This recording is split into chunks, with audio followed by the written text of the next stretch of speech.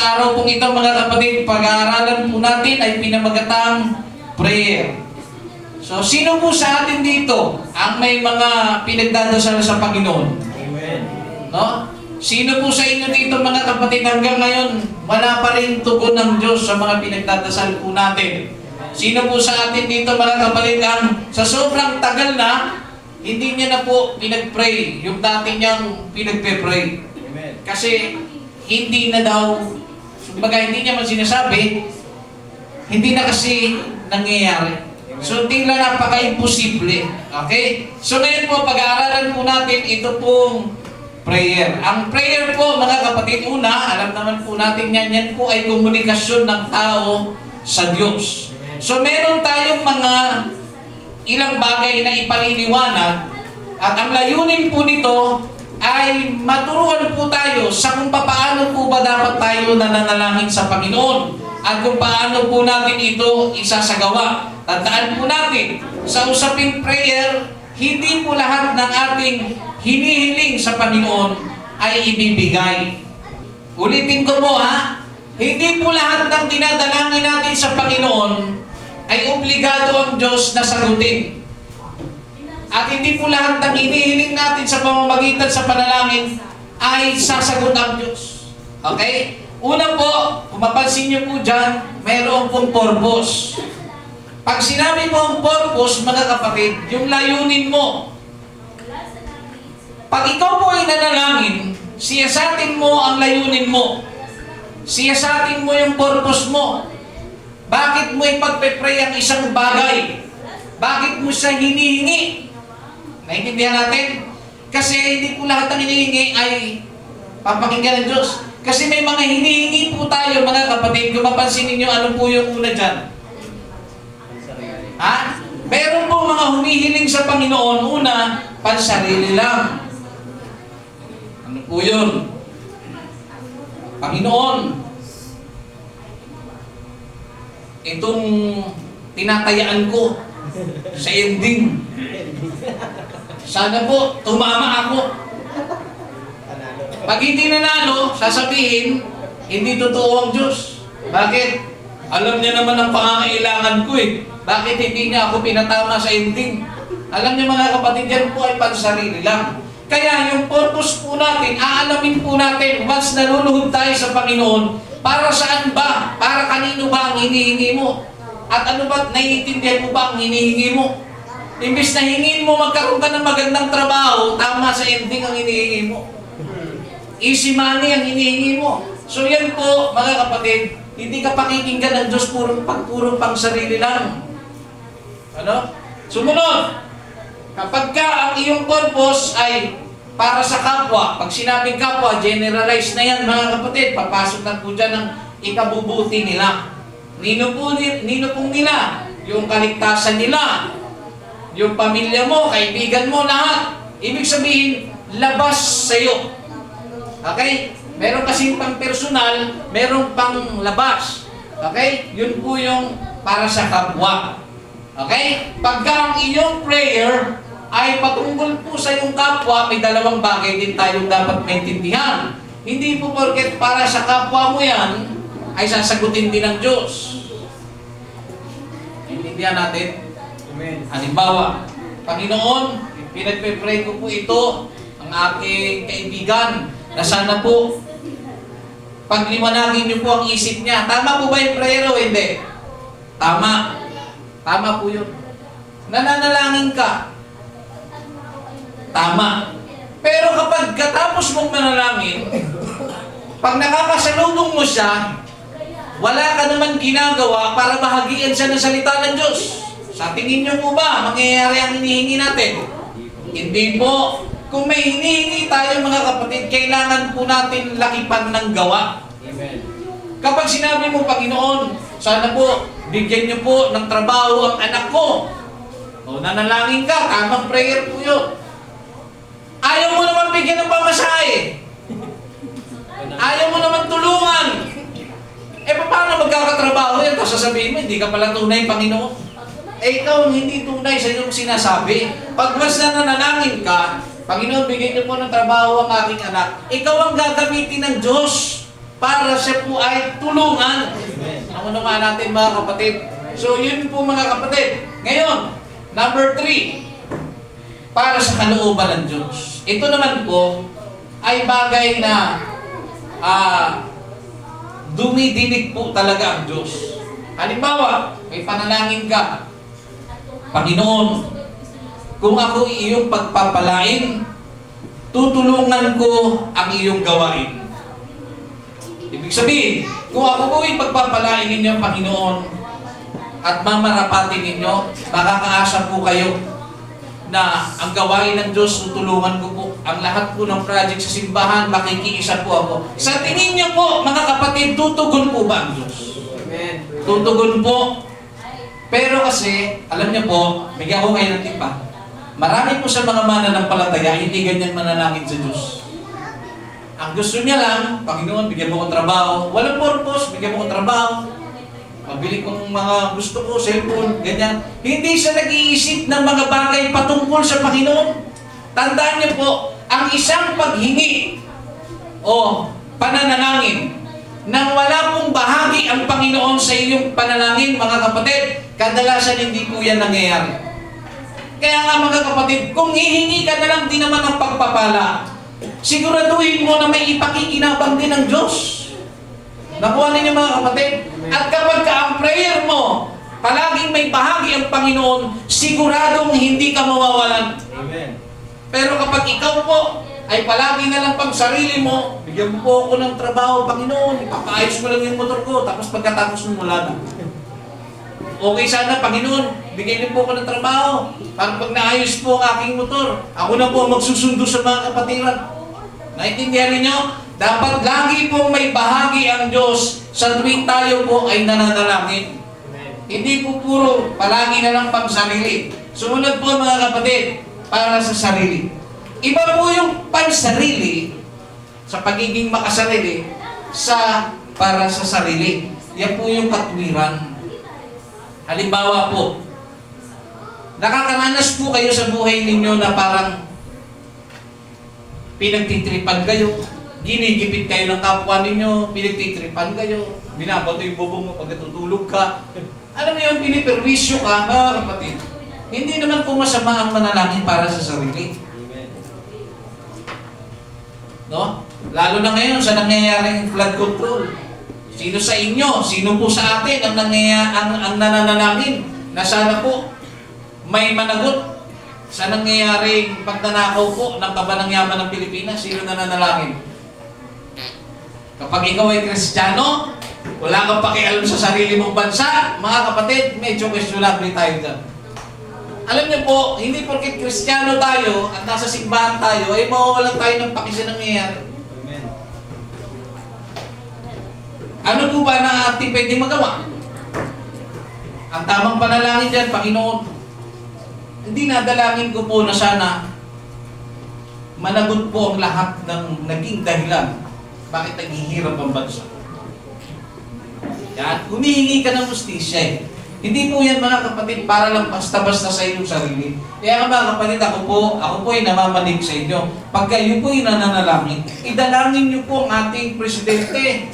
Idalangin niyo po ang ating mga mayor. Idalangin niyo po yung mga namumuno, mga kapatid sa bansang Pilipinas. Hindi yung mananalangin ka sa sarili mo lang, sa pamilya mo lang. Tapos wala kang pakialam sa sarili mong bansa. Diba? Mahalin po natin ang ating sariling bansa, mga kapatid. Ipanalangin po natin sila. At sana wag tong maging kwento lang. Amen. Isama nyo lagi sa prayer list ninyo ang ating mga namumuno sa bansa na sila po ay i-guide ng Diyos, na sila po ay tulungan ng Diyos, na igihan nila ang pagtatrabaho, ang paglilingkod sa ating bansa. Naintindihan natin mga kapatid, isama nyo po yan. Ngayon po mga kapatid, sa ating pagpapatuloy, meron pong tinatawag na tatlong bagay na dapat nating intindihin sa prayer. Ang Diyos po, kapag nanalangin ka, may tatlo siyang sagot. Ano po yun? Pag once na lumuhod ka at nanalangin ka sa Panginoon, may tatlong bagay na po agad doon. Ano po yun? Oo, hindi, maghintay ka. Yan po yung tatlong bagay na sasalubong sa iyo kapag ikaw po ay nagpe-pray. So, hindi mo pwedeng sabihin, mga kapatid, ako ba'y nagsasalita sa tunay na mananampalataya. Okay? Sa mga tunay na mananampalataya, pakinggan niyo po ito. Kung kayo po ay tunay na mananampalataya ng Panginoong Jesucristo, hindi niyo po pwedeng sabihin na basta na naman po dahil sa hindi po tinugon ng Diyos ang panalangin mo, ay papasok siya sa tinatawag na unanswered prayer. Hindi po ganun yun, mga kapatid. Gusto kong linawin sa inyo. Dahil oo, hindi mag-antay ka. Yun po ang sagot ng Panginoon. Kapag alam mo sa sarili mo na hindi po pansarili lang ang prayer mo, nasa maayos ka.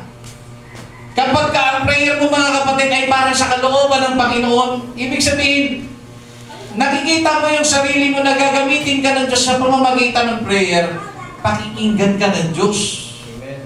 At sa mga kapatid, inuulit ko po, kapag alam po ninyo na ang hinihingi ninyo, mga kapatid, ay tama, inuulit ko po, kapag alam ninyong tama ang hinihingi ninyo sa Panginoon, ayon sa kagustuhan ng Panginoon, at maaaring gamitin kayo ng Diyos sa sitwasyon na yun, pag tama sa usapang tamang prayer, mga kapatid, wala pong, hindi po pwede natin gamitin ang salitang unanswered prayer.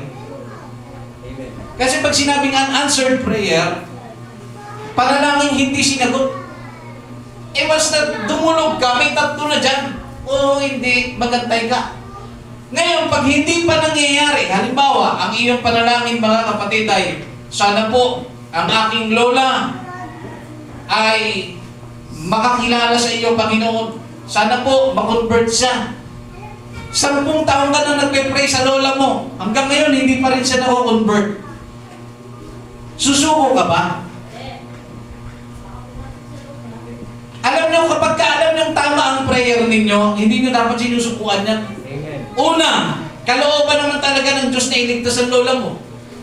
Yun nga lang, hindi mo siya pwedeng sabihin unanswered prayer. Saan papasok yan? Oo, hindi. Ano sumunod? Maghintay ka. Saan kaya yun? Papasok, mga kapatid. Oo, hindi, maghintay ka. Maghintay ka. So, pwede natin gamitin ang salita ng lingwahe ng English. No? Pwede natin itong maihanin tulad. Ang salitang mag-antay ka ay maaaring katumbas ng pending. Pwede gamitin na pending. Pending prayer. Pag sinabi pong pending, ano po ibig sabihin ng pending? Nabinbin. Yan. Nabinbin na panalangin. Ibig sabihin, alam niyo yung sino-sino sa inyo nakakaranas na nagtrabaho kayo, nag-apply kayo, tapos validated yung pinagpapatong-patong. Nauna ka, tapos nahuli ka dahil pinapatong-patong. Tapos hanggang ngayon hindi ka pa tinatawag. Hindi mo pwedeng sabihin na hanggang ngayon hindi pa rin ako tinatawag. Hindi. Na-pending lang. Dahil na-delay, dahil may mga nauna, na nagpauna. Imbis na ikaw nauna. Di ba? So ngayon po, pending. Na-pending ang prayer. Pero hindi ibig sabihin pending o nabinbin, ay hindi po siya tutugunin. Tutugunin siya ng Diyos. Minsan, tinitest ng Diyos ang iyong pasensya. Kung talagang totoo at sigurado ka at naiintindihan mo ang iyong hinihingi sa ating Panginoon Diyos. Maliwanag po, ang sabi po, mga kapatid, sa Luke chapter 18, verse 1 hanggang 8, at sinalita niya sa kanila ang isang talinhaga na sila'y dapat magsipanalangin lagi at huwag mga lupaypay, na sinasabi, may isang hukom sa isang bayan na hindi natatakot sa Diyos at walang taong pinagpipitagtaganan. At sa bayang yaon na may isang babaeng bao na siya'y naparoong madalas sa kanya na sinasabi, iganti mo ako sa aking kaalit. At may ilang panahon na siyang tumatanggi. Datapwat pagkatapos ay sinabi sa kanyang sarili, bagamat hindi ako natatakot sa Diyos at di napipitagan sa tao. 5. Gayunman, sapagkat nililigalig ako ng baong ito, ay igaganti ko siya, baka niya ako bagabagin ng kapaparin ko. At sinabi ng Panginoon, pakinggan ninyo ang sinabi ng isang likong hukom. At hindi baga, igaganti ng Diyos ang kanyang mga hirang na sumisigaw sa kanya sa araw at sa gabi, at siya'y may papahinuhod sa kanila. Sinasabi ko sa inyo na silang madaling igaganti niya. Gayon may paririto ang anak ng tao at makakasumpong kaya siya ng pananampalataya sa lupa. So, meron po dyan dalawang karakter mga kapatid. Sino po yung dalawa na yun?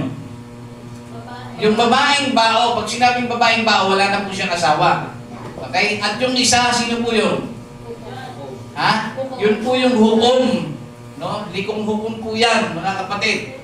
Ang sabi dyan, ang babae ay lapit na lapit sa kanya, paulit-ulit po siyang pinupuntahan.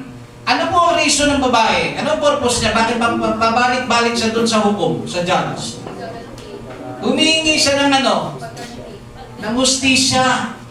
Okay? Humingi siya ng hustisya. At ang nangyari, ano pong ginagawa ng hukom? Tinatanggihan siya, hindi siya iniintindi. Pero ang babae ay paulit-ulit. Paulit-ulit, hindi siya nagsasawa. Bakit po? Dahil naiintindihan niya. Saan po kaya papasok yun sa apat na to, mga kapatid?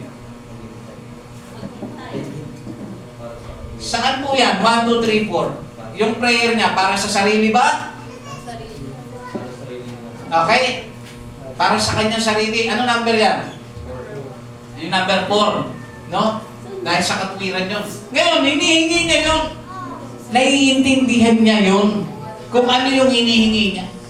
Pero binabaliwala po ng hukom yung kanyang hinihingi na hustisya. Pero hindi po siya nagpatinag. Bakit? Alam niya kasing tama ang ginagawa niya. Hinihingi niya ang para sa kanya, mga kapatid. Ang dapat na para sa kanya ay kailangan niyang makuha.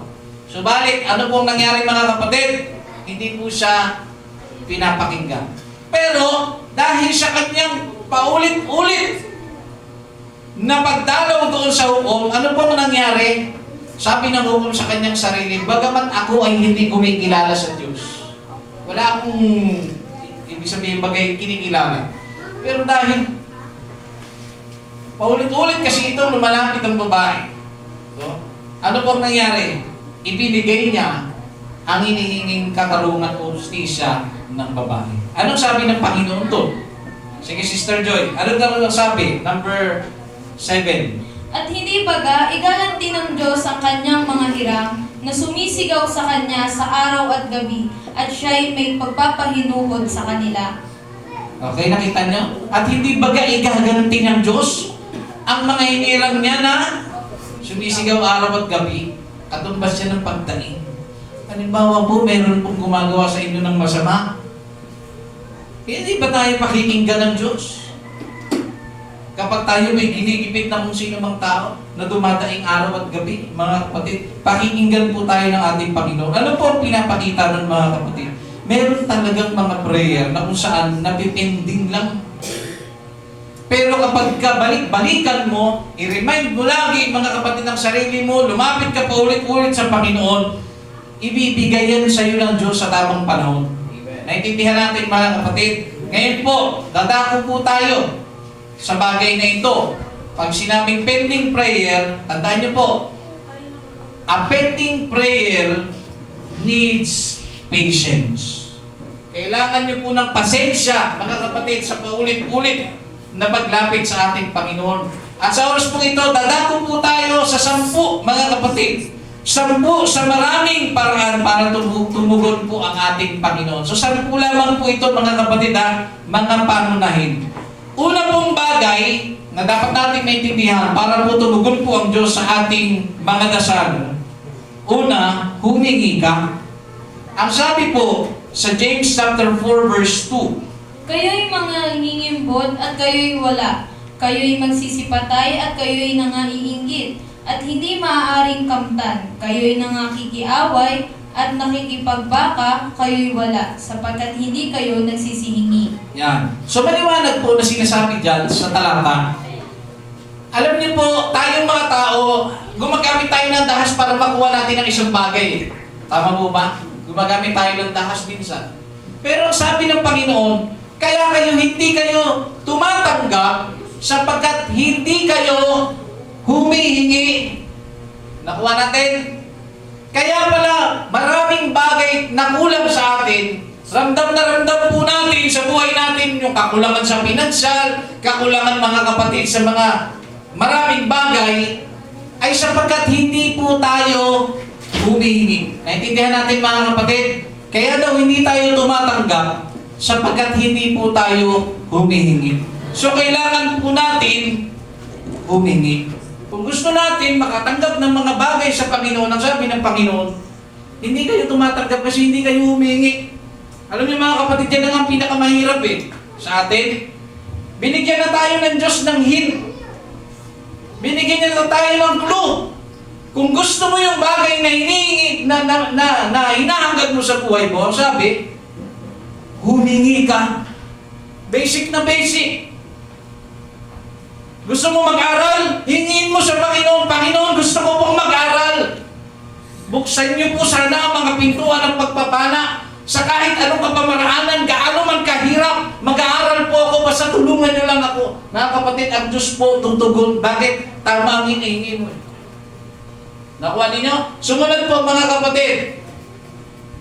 Matthew chapter 7 verse 7 hanggang 8. Sige Sister Joy, ako na po. Ang sabi ng Biblia, humingi ka at ikaw ay bibigyan. Humanap ka at ikaw ay makakasumpong. Kumatok ka at ang pinto'y bubuksan para sa iyo. Yan po mga kapatid ay aral ni Kristo. Humingi ka at ikaw ay bibigyan. Basic po. May kailangan ka sa Panginoon, humingi ka, bibigyan ka niya. Humanap ka at makakasumpong ka. Ito rin ang problema natin Mama, nasaan yung susi dito? Nasa tapat niya na. Anong sinasabi ng nanay? Nguso kasi pinangahanap mo Gamitin mo yung mata mo. May mga ganun tao mga kapatid. Minsan yung kakagising lang. Mama, yung charger, hindi naman nabangon. Yung charger, pwede naman siyang tumayo. Alam niya naman kung saan niya pinatong. Hindi niya daw makita. Tingnan niyo mga kapatid ang katamaran ng tao. Yun po, bakit daw po tayo pinapahingi, pinapahanap, at pinakakatok? Dahil nasabi ni Biblia, ang bawat humihingi ay magsisitanggap. Ang bawat humahanap ay makakasumpong. Ang bawat kumakatok ay pagbubuksan. Parang ganito yan mga kapatid. Pag sinabi ng Biblia, ang humahanap ay makakasumpong. Para rin sa trabaho, walang natanggap sa akin Nag-apply ka na ba? Hindi pa. Hindi talagang walang tatanggap sa iyo, kapatid.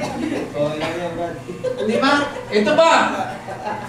Sabi ng Biblia, di ba? Ang bawat kakatok ay pagbubuksan.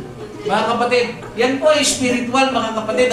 Pag nananalangin tayo sa Panginoon, mga kapatid, yung paulit-ulit na pagbalik-balik mo sa kakaluhod, yan po mga kapatid ay mahihayan yung tulad sa pagkatok. Na kinukulit mo ang Diyos dahil tama nga ang hinihingi mo Diba? So ibibigay po yan sa ilang Panginoon. Sumunod po mga kapatid, para matiyak po natin na tayo po ay tutugunin ng ating Panginoon. Ikalawa po, siguraduhin tama ang panalangin. James chapter 4 verse 3. Kayo'y nagsisihingi at hindi kayo nagsisitanggap, sapagkat nagsisihingi kayo ng masama, upang gugulin sa inyong mga kalayawan. Yan, maliwanag, di ba? Kayo'y nagsisihingi. Ayan, sabi nga, di ba, humingi kayo. Pero bakit hindi pa rin binibigay ng Panginoon? Ang sabi kasi din sa aral, kayo'y nagsisihingi at hindi kayo nagsisitanggap. Ano daw ang reason, sister? Pakilinaw mo ulit. Ano daw ang reason? Bakit hindi nagsisitanggap? Kahit humingi ka naman. Sapagkat nagsisihingi kayo ng masama upang gugulin sa inyong mga kalayawan. Yan, tingnan ninyo. Nagsisihingi daw ng masama para gugulin sa kalayawan. Puro mga kung ano-anong mga kasiyahan na ng mga kapatid ang gusto. Kaya hindi po maibigay ng Diyos. Humihingi kasi siya ng masama. Panginoon, bless mo lang ako. Magkaroon lang ako ng trabaho. Panginoon, magpapainom ako. Mga kapatid, ano yun? May mga ganun po Bless mo lang ako. Babawi ako, magpapainom ako, Panginoon. Ano yun? Mga kapatid, mali po yun mga kapatid. Hindi tayo tumatanggap kasi masama yung inihingi natin. Kaya siguraduhin po natin pag nananalangin tayo, dapat mabuti ang inihingi po natin. Maliwanag po. Number 3, humingi sa pangalan ni Jesus. Sabi dyan sa John chapter 14 verse 14, mga kapatid, Kung kayo'y nagsisihingi ng anuman sa pangalan ko, ay yaon ang aking gagawin. maliwanag, di ba? Kaya pag nananalangin tayo, ito po ang aming dalangin sa pangalan ni Jesus. Bakit po? Bakit po ganon? Dahil sinabi po ni Jesus, ano man ang hingin ninyo sa pangalan ko, ay ibibigay ko sa inyo. Kaya mga kapatid, huwag kayong maniniwala na ito po ang aking dalangin sa pangalan ni Bishop. Ito ang aking dalangin sa pangalan ni Pastor. Mali yan mga kapatid. Ang aral ng Biblia, hingi natin ang ating hinihingi sa pangalan po ni Jesus. Sumunod po, number 4, humingi ng may pananampalataya at huwag mag-aalinlangan. James chapter 1 verse 6. Praise the Lord. Ngunit humihingi siyang may pananampalataya na walang anumang pag-aalinlangan sapagkat yaong nag-aalinlangan ay katulad ng isang alon ng dagat na itinutulak ng hangin at ipinapadpad sa magkabila-bila. Yan. So, narinig natin, humingi daw po tayo ng may pananampalataya at huwag mag-aalinlangan. Ibig sabihin, huwag ka magdadalawang isip sa hinihingi mo sa Panginoon. Sapagkat kapag ka ganun daw, para daw siyang ano, sister? Sapagkat yaong nag-aalinlangan ay katulad ng isang alon ng dagat na itinutulak ng hangin at ipinapadpad sa magkabila. Yan. So, para ka lang ganun, pinapadpad ka lang magkabi-kabila, mga kapatid. Ibig sabihin, sumasabay ka lang sa agos. Ibig sabihin, nag-pray ka, mga kapatid, nung una na ng palataya ka, tapos yung nakita mo, parang walang resulta, huwag na nga lang. Mga kapatid, hindi po. Mga kapatid, hindi ka dapat nagpapatinag. Huwag po tayong mag-aalinlangan. Naunawaan natin, mga kapatid. Sumunod po. Ano number na po tayo? Number 5. Huwag kang magdadalawang akala. Pag sinabing dalawang akala, magdadalawang isip. Huwag kang magdadalawang isip. James chapter 1 verse 7 hanggang 8. Praise the Lord. Sapagkat huwag isipin ng taong yaon na siya'y tatanggap ng anumang bagay sa Panginoon. Ang taong may dalawang akala ay walang tiyaga sa lahat ng kanyang mga paglakad. Maliwanag ha. Huwag iisipin ng taong yun na tatanggap siya sa Panginoon. Bakit? Ang taong may dalawang akala ay wala daw ano? Walang tiyaga. Kaya yung pabago-bagong isip mo, Panginoon, sana po ibigay mo sa akin ito. Kinabukasan, ay Panginoon, nagbago ng isip ko. Ito na lang ibigay mo sa akin. Mga kapatid, pabago-bago ka ng isip. Di ba? Nananalangin ka, Panginoon, bigyan niyo po ako sana ng makakasama sa buhay. Yung may takot sa'yo, yung talagang naglilingkod sa'yo. Oh. May dalawang dumating sa buhay niya.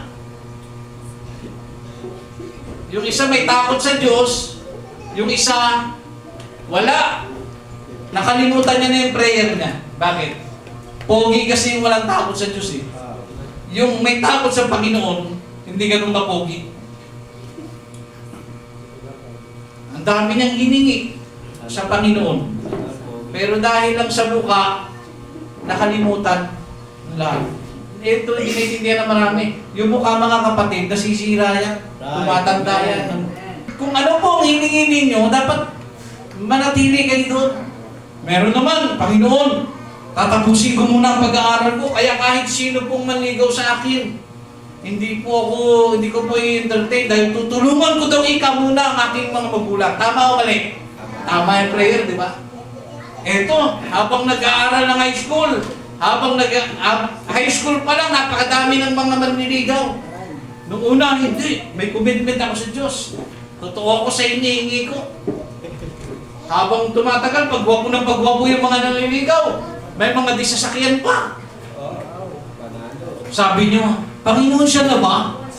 Nakalimutan niya ang kanyang prayer, mga kapatid, na tatapusin niya muna ang pag-aaral niya. Yan po, isang uri ng pabago-bagong isip. Hindi alam ang talagang iniingi. So wag po tayong ganyan mga kapatid. So pagka ikaw po ay may iniingi, mag-stay ka lang doon. Number 6, lumapit ng may pagtitiwala. Hebrews chapter 4 verse 16. Praise the Lord. Magsilapit nga tayong may pagkakatiwala sa luklukan ng biyaya upang tayo'y magsipagtamo ng awa at mga kasumpong ng biyaya upang tumulong sa atin sa panahon ng pangangailangan. Yan, tingnan ninyo. Makakasumpong tayo ng biyaya at awa upang tayo po ay matulungan. Ang sabi diyan mga kapatid, na Biblia, lumapit po tayo ng may pagtitiwala. Ito naman po ang problema mga kapatid. Sa ating panahon, sa mga mananampalataya, alam nyo na yon na, alam nyo po yung sitwasyon na, alam mo namang nangangailangan ka, pero wala ka namang tiwala sa Panginoon. Alam nyo kung bakit? Lalo na po sa mga umattend ng prayer meeting, siguraduhin po natin na kapag tayo po dumalo ng prayer meeting, dapat nananampalataya at naniniwala talaga tayo. No? Dapat mga kapatid, isinasagawa po natin ang bagay na ito na pinaparamdam mo sa Diyos na may tiwala ka talaga. Naintindihan po natin? Pinaramdam mo sa Diyos na may tiwala ka, dapat ramdam mo rin sa sarili mong may tiwala ka. Naintindihan po natin mga kapatid. Sumunod mga kapatid, number 7, manatili ka sa Diyos at sa Kanyang mga salita. John chapter 15 verse 7, kung kayo'y magsipanatili sa akin at ang mga salita ko'y magsipanatili sa inyo, ay hingin ninyo ang anumang inyong ibigin at gagawin sa inyo. Ang sabi ng Biblia mga kapatid, kung tayo po'y mananatili sa Diyos, at ang salita ng Diyos ay mananatili sa atin, anong sabi ng Biblia? Hingin ninyo ang anuman na inyong maibigan. Amen. Nakita ninyo? Yung way ng kanyang pag-i-invite sa atin, higit pa sa Genie. Ang Genie, tatlong araw lang ang iyong kahilingan. Tatlong beses mga kapatid ang iyong kahilingan. Pero ang Panginoon mga kapatid, anong sabi niya? Hingin ninyo ang anumang inyong maibigan at ipagkakalob sa inyo. Ang kondisyon, sabi, kung mananatili kayo sa Panginoon at sa Kanyang salita. Alam niyo po, isang uri yan ang pangako ng Panginoon. Kaya nga minsan mga kapatid, hindi po masamang sabihin niya, Panginoon, halimbawa, nasabi mo na lahat ng prayer mo. Hindi po masama yan na sabihin, Panginoon, naniniwala ako sa iyo kasi sinabi mo sa iyong salita, na kung ako'y mananatili sa iyo at ang salita mo'y mananatili sa akin. Hindi ba't ikaw ang nagsabi na ano man ang aking hingin ay ibibigay mo sa akin? Pero siguraduhin mong nananatili ka sa Diyos. Naintindihan natin? At ang salita ng Diyos ay nananatili sa iyo. Kasi kung hindi ganon, kahit ano pang hingin mo, ano mangyayari? Useless yun mga kapatid, nag-aaksaya ka lang ng panahon. Sumunod, number 8, ipagkatiwala mo sa Diyos ang iyong kabalisahan. 1 Peter chapter 5 verse 7. Praise the Lord. Na inyong ilagak sa Kanya ang lahat ng inyong kabalisahan sapagat kayo'y ipagmamalasakit niya. Yan. Sabi niya, inyong ilagak ang lahat ng iyong kabalisahan. Ng inyong kabalisahan. Mga kapatid, pag sinabing kabalisahan, ito po yung alalahanin sa buhay. Amen. Nakuha ninyo mga kapatid, lahat po tayo may alalahanin sa buhay. Inaalala mo yung bayarin, inaalala mo mga kapatid yung mga gastusin, pero ang sabi ng Panginoon sa Kanyang salita, ilagak nyo sa Kanya ang lahat ng inyong alalahanin. Bakit? Sabi ng Biblia, sapagkat ipinagmamalasakit ka niya. Amen. Tingnan nyo kung gaano tayo kamahal ng Diyos. Pinagmamalasakitan pala tayo ng Diyos. Tapos piling mo sa sarili mo, walang tumutulong sa'yo. Sa mga bayarin mo, bakit ako na lang laging ganito? Bakit ganito ang buhay ko? Mga kapatid, ang sabi ng Biblia, ipinagmamalasakit po tayo ng ating Panginoon. Sa panahong malungkot ka, ipinagmamalasakit ka ng Diyos. Amen. Sa panahon walang wala ka, kapatid, pinagmamalasakitan ka ng Diyos. Totoo po yun, mga kapatid. No? Sumunod po, number 9. Maniwala kang natanggap mo na. Sabi dito sa Mark chapter 11 verse 24. Praise the Lord. Kaya nga, sinasabi ko sa inyo, ang lahat ng mga bagay na inyong idinadalangin at hinihingi ay magsisampalataya kayo na inyong tinanggap na at inyong kakamtin. Kapag tayo pala ay nanalangin, dapat pala ang isip natin, tinanggap na natin. Naintindihan po natin? Halimbawa po, mga kapatid, wala kang trabaho, nanalangin ka. Panginoon, tulungan niyo po ako sa araw pong ito, mag-a-apply ako. Hindi ko po alam ang pwede mangyari sa daan, pero nagtitiwala po ako sa inyo. Hindi nadalangin ko po, Panginoon, na sana po, idako niyo po ang aking mga paa sa kumpanya na kung saan ay makakapagtrabaho ako. At sana rin po, Panginoon, bigyan niyo po ako ng trabaho na walang pasok ng linggo. Nang sa ganon, ako po ay makapagpatuloy sa paglilingkod sa iyo. Ibibigay ba ng Diyos? Ibibigay po ng Diyos kasi tama ang prayer mo eh. Sinasama mo ang prayer at sinasama mo ang Diyos sa prayer mo. Ngayon, Panginoon, ngayon pa lamang, ako po'y nagpapasalamat na sa trabahong ibinigay mo sa akin. Naniniwala ako na sa araw na ito, magkakaroon po ako ng trabaho. Sa pangalan ni Jesus. Amen. Alam niyo mga kapatid, pagkatapos mong manalangin at pagtayo mo, dapat positibo ka. Na sa araw na yun, ibibigay talaga ng Diyos ang iyong hinihingi. Kaya nga sabi mga kapatid pag hihingi tayo, anong sabi? I-claim na daw po natin, tanggapin na daw po natin mga kapatid. Amen. Pambabawin ko may tanggapan daw ng bigas sa barangay. Nagbigay ng stamp. Nabigyan ka. Di ba? Nabigyan ka. Nung nabigyan ka, makakatanggap ka ba o hindi? Makakatanggap ka, bakit? Magkano ka kasigurado? Kasi meron kang pinangahawakan.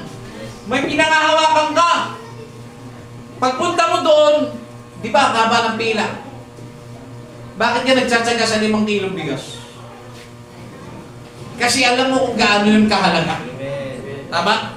Ano mo kahit ang init-init na yun, papay-papay nga. Kasi alam mo kailangan mo yun. Ano po punto ko mga kapatid? Ibinigay na ng Diyos ang salita niya sa atin. Hawak mo na yung stub. Pupunta ka na lang sa yung barangay, lugar kung saan ka dapat manalangin. Pagpunta mo doon mga kapatid, i-claim mo. Kunin mo na. No? So ibig sabihin mga kapatid, may lahat tayo, sa madaling salita, may stub na tayo. Stub yan eh. So kailangan mo mga kapatid, malakasan loob mo na ibibigay ng Diyos ang iyong hinihingi. Dahil iyan po, nasa sayo eh. Tama? Tanggapin mo na, tinanggap mo na. Kaya pagka ikaw, may sakit ka, may karamdaman ka, Panginoon, pagalingin niyo po ako, pagtayo niya, mga kalahating oras, ang lakas pa ng loob niya, pinagaling na ako ng Diyos. Pinagaling na ako ng Diyos. Maya-maya, biglang sumakit. Parang di pa. Mga kapatid, dapat pag humingi ka ng kagalingan sa Panginoon, positibo ka, hindi yung magaling na ako. Magaling na ako. Pinapakiramdaman niya yung kanyang sarili kung magaling naman talaga siya. Alam niyo, hindi rin ako yung sarili niyo. Mga kapatid, dapat positibo ka na pinagaling ka na ng Diyos.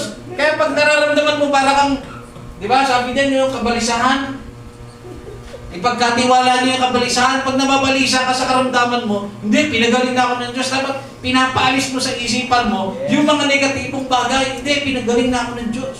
Hindi, magaling na ako. Kahit nakikita ng tao na mukhang hindi ka pa magaling, hindi, magaling na ako.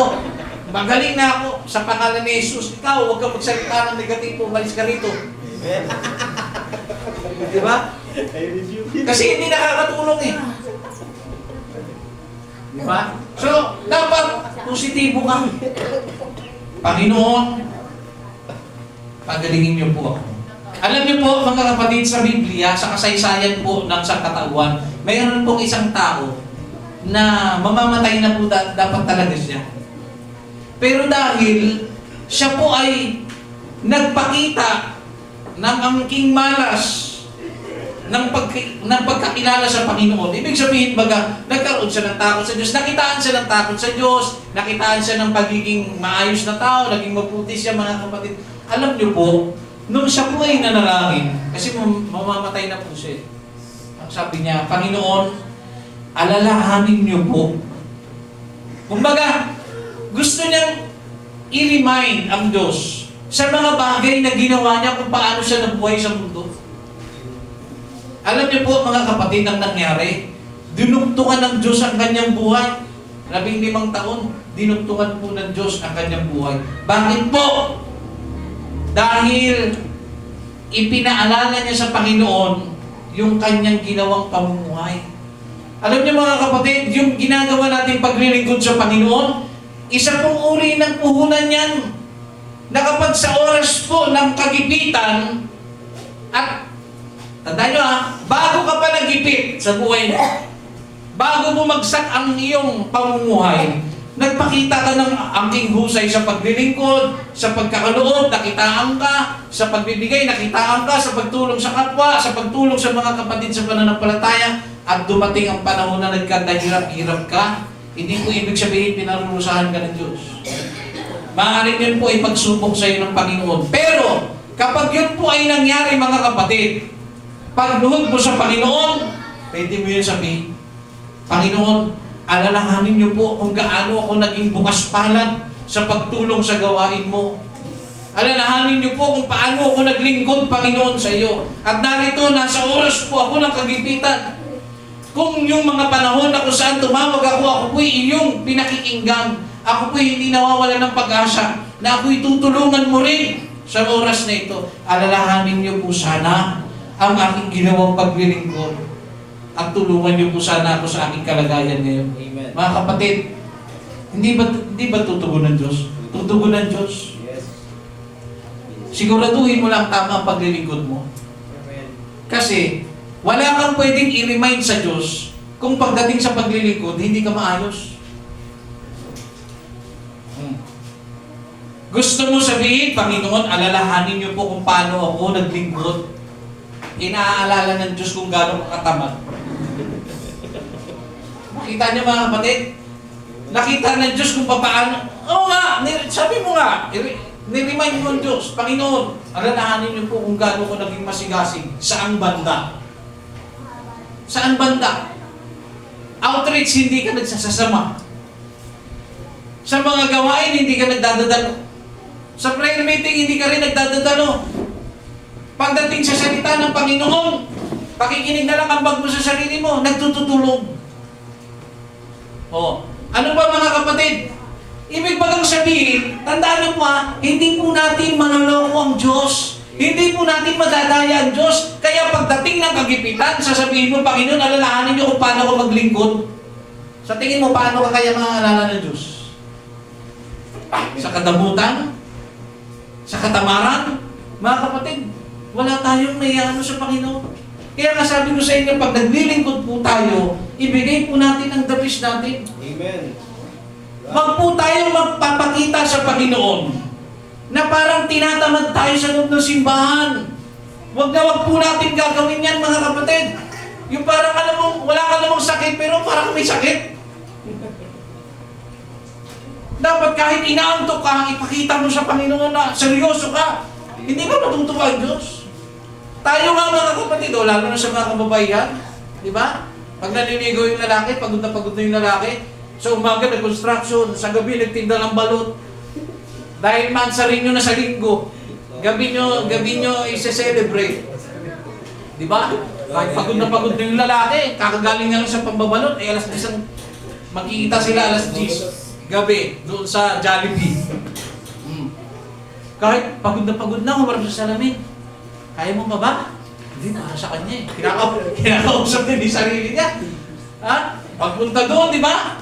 Nagpabango, nagsuot ng magandang kasuotan, di ba? Pumunta doon. Kahit inang-ina na siya, pinakita niya ang pinakamagandang positibong appearance niya. Sabi niya, mukhang pagod ka dito. Hindi, hindi pagod. Lakas-lakas ko eh. Ay, baka may dito ha. Hindi sinasadya yun ha. Di, anong gusto mo? Anong gusto mo? Diba? Turo mo lang, bibiling ko. Bakit? Bakit niya yung ginagawa? Dahil nagpapa-impress. Ito nga mahirap mga kapatid, Medyo nakakatawa to pero totoo to. Bakit pagdating sa tao, nagbibihis ka ng maayos, nagpapabango ka, diba? Nabili ka ng sapatos, dati hindi ka nagbimedyas, natututo mong magmedyas. Diba? Haharap ka sa taong nililigawan mo, sa taong mahal mo, ang bango-bango mo. Pero pag sa simbahan, pag-iisip, kahit nakasahan ko, okay na yan, sa Panginoon na naman eh. Mga kapatid, ano ba yan? Pagdating sa Panginoon, di ba, okay na yan, kahit walang medyas, di mo nakikita yan. Mga kapatid, doon yung dapat mas isipin. Kung sa tao, ginagawa niyong presentable ang sarili ninyo, tapos sa Panginoon, di ba? Tapos sasabihin, Panginoon, alalahanin niyo paano naglingkod, paano, hinapunta ka ng walang ligo? Mga kapatid, hindi po mga kapatid. Dapat, kung meron man tayong pinaka-the best na gagawin sa buhay na ito, yun ay dapat ay yung pasahin ng Diyos. Pasahin natin ng Diyos. Di ba? Nahingi ka ng pagpapala sa Panginoon, binigyan ka ng pagpapala ng Diyos, hanggang ngayon, nakasando ka pa rin nagsisimba. Di ba? Hindi po ako nagdi-discriminate ha. Kasi pagka humingi ka ng pagpapala, ang Diyos din nag-expect kung paano mo gagamitin yung blessing na yan. Bumili ka naman ng yung medyas mo, butas-butas na Di ba? Bumili ka naman. Hindi po sa nagbamalita ko. Pag humingi ka ng blessing sa Panginoon, siguraduhin mong gamitin mo rin para sa kaluwalhatian ng Diyos. Amen. Kasi yung mga taong walang-wala, pag blinis, tapos nasaksihan ng mga taong walang-wala siya, blinis siya ng Diyos, natutuwa rin yung mga kapatid, ang laki na ng pinagbago nito ni brother. Di ba minsan pagpasok mo, ikaw ba preacher? Bakit? Dahil ang ganda ng suot eh. Alam niyo mga kapatid, kung tayo ng tao, gusto natin maganda suot natin, lalo pa kaya ang amang nasa namin. Amen. Di ba? So, sa oras nito mga kapatid, ipapaalala ko sa inyo. Tanggapin nyo, ibig sabihin, i-claim nyo na tinanggap nyo na. Right. Sa may mga sakit, pag sinabi ng Diyos, pagalingin niyo po ako, Panginoon, nananampalataya po ako sa iyo, ipakita mo sa Diyos na naniniwala ka at papagalingin ka talaga ng Diyos. Jesus' name. Hindi yung pagalingin niyo ako, Panginoon. Pero pinapakiramdaman niya ang sarili niya. Hindi. Maniwala ka, pagagalingin ka ng Diyos. Naunawaan natin, sa huli mga kapatid, manalangin walang patid. Pag sinabing walang patid, dapat buhay mo na yun, nasa buhay mo na. Baka mayroon po sa atin dito nananalangin, hindi, gumigising sa umaga, hindi na nananalangin. Mga kapatid, huwag niyo po yan gagawin. Paggising niyo, manalangin kayo. Amen. Magpasalamat kayo Right. sa buhay kalakasan. Tayo ng mga tao eh. Di ba? Papayag ba kayo? May tao sa bahay ninyo? Kumain. Pagkatapos kumain, umalis. Pa. Sister, dito na ako. Walang ganun-ganun pagkain, umalis. Sabay chat, salamat Nakauwi na. Mga kapatid. Mga kapatid, hindi yun maganda. Nakakainis yun. Hindi na makakaulit yun pag gano'n.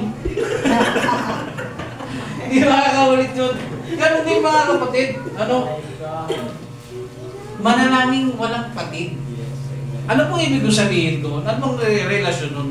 Alam niyo po, pag tayo po ay nanalangin sa Diyos, pagising manalangin, magpasalamat. Importante kasi yung pagpapasalamat. Pag hindi ka nagpapasalamat mga kapatid, tayo ng tao nakakayamot eh. Di ba? Hindi mo kakaulit sa akin to. Salamat na lang ang iyabang, hindi pa naibigay. Hindi makakaulit sa akin. Kaya nga importante po na nagpapasalamat po tayo mga kapatid sa lahat ng tao na tumutulong sa atin. Magpasalamat po tayo. Ngayon po, mga kapatid, manalangin daw po tayo, kaya magpasalamat tayo. Panginoon, salamat po sa buhay at kalakasan. Sa pagkain naman, pag nasa harap ng pagkain, mga kapatid, hindi yung kakain ka na ng bigla. Alalahanin mo, Diyos. Magpasalamat ka, Panginoon. Salamat po sa pagkain na ito. Amen. Sa pangalan ni Jesus. Amen. Ngayon po, mga kapatid, magpasalamat tayo. 1 Thessalonians chapter 5, verse 17 hanggang 18. Praise the Lord. Magsipanalangin kayong walang patid. Sa lahat ng mga bagay ay magpasalamat kayo, sapagkat ito ang kalooban ng Diyos kay Kristo tungkol sa inyo. No, nakita ninyo? Manalangin daw tayo ng walang patid. Ibig sabihin, sa buhay natin, dapat talaga nakikita yung tinatawag na pananalangin.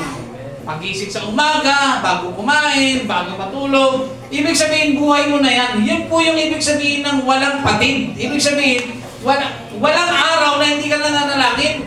Amen. Buhay mo na yung continuous yun, mga kapatid. At isa pa, hindi po yan yung tinatawag na panahon na prayer. Minsan ang tao, pag lugmok na lugmok sa kahirapan, ang sarap tumawag sa Diyos, Amen. Lalo na yun sa mga basag na basag ang mga puso. Sabi, Panginoon, ikaw lang ang hindi nang iwan sa akin. Okay lang yan. Di ba? May mga ganun. Totoo talaga ang salita mo. Lahat iniwan na ako. Ikaw na lang ang hindi talaga. Ikaw na lang ang meron ako. Doon niya lang nare-realize ang Panginoon.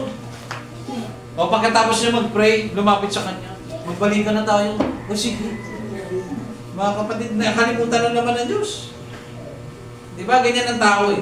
Ano po ang punto ko, mga kapatid? Pag sa oras ng pangangailangan na nanalangin ka at sinagot yan ng Panginoon, mga kapatid, dapat kahit tingin mo wala ka ng kailangan, dapat nananalangin ka pa rin.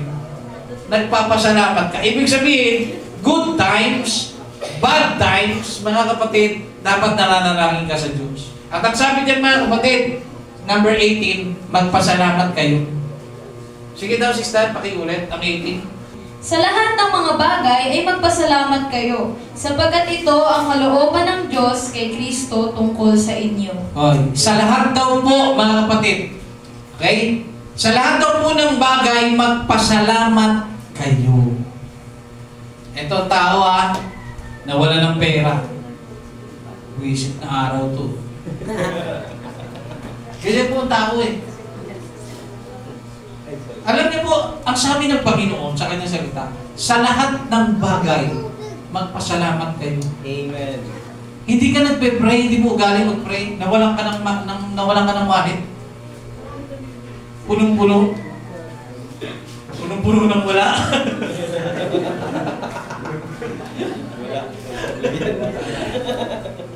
Hindi, punong-puno ng pinagsahuran mo na wala hindi mo ugali manalangin. Sabi mo, ano ba ito? Napakamalas naman. Nanalangin ka sa Diyos. Panginoon, bakit gano'n naman na nangyari sa akin? So, dinami-dami na pwede mawala. Pwede naman yung isang brother, ba't ako? Huwag gano'n huwag gano'n. Tinigising ko lang yung iba kasi mukhang tulog na yung iba Mga kapatid, Panginoon, bakit gano'n? Ginawa ko naman ang lahat. Naglingkod naman ako ika sa'yo. Bakit ako nawala ng pera? Okay? Bakit ka nawala? Tingnan nyo mag-isip kayo mga kapatid, Mag-isip kayo, yung mga pinaghirapan mo, bigla na lang minsan nawawala. Hindi. Naiisip nyo ba? Ano naman ang Diyos na kailangan mo yun? Bakit inayaan niyang mawala? Hindi nyo napansin? Bakit? Sabi nga daw, alam nyo, ang pinakamahirap ng pasalamat, yung bagay na pinaghirapan mo, tapos nawala. Ano sasabihin ng Panginoon? Tuwang-tuwa ako. Ganun ba? Yun ba ibig sabihin? Yung ba ibig sabihin ng, papasalamat ako, Panginoon, kasi sa dinami-dami ng tao, nawala ako. Ang saya. Hindi ganon, mga kapatid. Ang point doon, mga kapatid, nawala ka ng pera, ipagpasalamat mo, hindi dahil sa, yung parang, alam mo namang kailangan mo yun Yung punto na, Panginoon, alam niyo po, salamat. Kasi kung hindi ako nawalan ng pera, hindi ko matututunang tumawag sa iyo ngayon. Amen. Nakuha ninyo. Hindi ko matututunan malala. Umaasa pa rin ako, Panginoon. Nagagawa kayo ng pamamaraanan na may magsusuli sa akin. Amen. Sana po ipuin niyo po ang puso kung sino man po ang nakadampot ng cellphone ko. Ano ba? Ipuin niyo sana ang kanyang puso na ibalik sa akin. Tingin niyo tutugon ng Diyos. Amen. Tutugon. Pero minsan, di ba? Masakit yung katotohanan na walang ka. Pero minsan dahil sa pagkawala nun, tsaka ka tumawag sa Diyos. Pero nung hindi na wala cellphone mo, ay, cellphone ka na cellphone. wala nang pinipiling cellphone na cellphone. Cellphone is life. Yeah.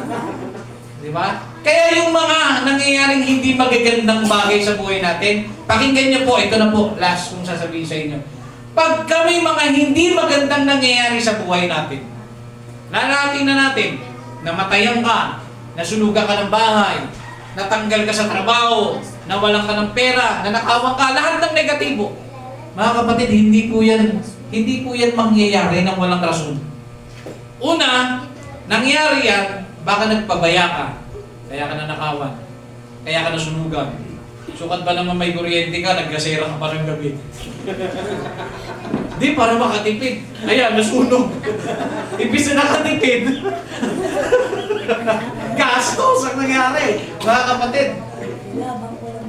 Kaya iisipin mo rin, pag alam mo sa sarili mong hindi ka nagkulang, bigla na lang nawala, bigla na lang may nangyari hindi maganda sa buhay mo, hindi ka naman nagkulang, hindi ka nagpabaya, isipin mo maigi, maaaring may pinaiisip sa iyo, Panginoon. Amen. Di ba? Minsan yung mga nawawala, ito pa ulit-ulit kong sinasabi, sayang yung 10,000, hindi na naibalik. Kung naibalik sana sa akin, no? Sana nag-donate ako sa simbahan. May mga ganun tao, mga kapatid, kung alam ko lang na mawawala, dinonate ko na sana sa simbahan. Alam ka? Utang na loob pa rin Diyos. Mga kapatid, hindi po. Dahil kung talagang gusto mong tulungan ang gawain ng Panginoon, hindi mo naantayin mawalan ka pa. Right. Sino sa inyo dito nakaranas, sobrang damot mo, 5 na lang ang pera mo, bumili ka ng fishball, ayaw mo mamigay, sinasariwa mo bawat kagat. Sino sa inyo nakaranas dyan? Nunti-unti mo, sa konti-konti mo, nalaglang. Naranasan nyo yan, mga kapatid, naranasan ko yan. Nung aking kabataan. Naiisip mo, dapat kinain ko na lang lahat eh. Dapat sinubo ko na eh, nalaglag pa tuloy. Pagkakataon na nawala pa. Yan mahirap, mga kapatid. Kaya, mga kapatid, ano man ang nangyayari sa atin, manampalataya tayo sa Diyos. Magtiwala tayo. Inuulit ko po ha, pag meron sa inyong nawalan, kung yan ay bunga ng kapabayaan mo, bahala ka. Maaaring tinuturuan ka ng Diyos, lalo na pag halimbawa nawala sa 100, ang sama ng sa loob mo, di ba? Sama sa loob nun. 100 na lang pera mo, nawala pa. Pabili mong bigas, nawala. Isipin mo maigi. Butas pala yung bulsa mo. Hindi mo ba naisip na maaaring ginigising ka ng Diyos? Na, kaya nalaglag, dahil magpasalamat ka na. Panginoon, kung hindi nalaglag yung 100, hindi ko malalaman na may butas pala yung bulsa ko. Paano pala kung yung buong sahod ko yung nandoon? Diba? Ibig sabihin, pinapakita ng Diyos na sa maliit ng bagay, kahit nawalan ka, malaking pera ang masisave mo. Bakit? Dahil baka pala sa dadating ang panahon na may malaking pera ang mawawala sa iyo. Kaya 100 na lang ang kinuha. Nakuha ninyo mga kapatid. Yun dapat ay intindihin ninyo mga kapatid. So, inuulit ko po, sa prayer, siguraduhin po natin tama ang prayer natin. Sa mga hindi pa po nakakatanggap ng banal na Espiritu, ito ang tamang prayer. Tulungan niyo po akong matanggap ang ipinangako niyong Espiritu Santo. Amen. Ibibigay po ba ng Diyos? Ang sabi ng Panginoon na sino mang hihingi sa kanyang pangalan, ibibigay niya. At kung ikaw ay hihingi, tanggapin mo na tinanggap mo. Kaya kung ikaw po ay wala pang banal na Espiritu, idalangin mo sa Diyos. Tanggapin mo. Huwag po tayong maging tao ng Panginoon. Gusto kong matanggap ang banal na Espiritu. Pero gusto ko dito po, yung nakaupo lang ako. Hindi po may pwede. Gusto kong tanggapin ko ang banal na Espiritu. Pero ayokong magtaas ng kamay. Hindi pa pwede. Ikaw ang masusunod. Dapat ang Diyos. So sa oras na ito, sa ating pagtayo, pupurihin po natin ang Panginoon mga kapatid at manalangin po tayo. Amen. Inangyayaan po lahat mga kapatid na mananalangin tayo sa Diyos. Sabi ng Panginoon, anuman ang inyong hingin sa pangalan ko, ibibigay ko sa inyo. Mga kapatid, napakagandang pangako ng Panginoon, ibibigay niya sa atin. Anuman ang kailangan mo ngayon kapatid, manalangin ka. Maniwala ka na ang Diyos po ay tumugon sa iyong dasal. Kaya sa oras na ito, let us stand mga kapatid, at purihin po natin ang ating Panginoon Diyos. Praise the Lord.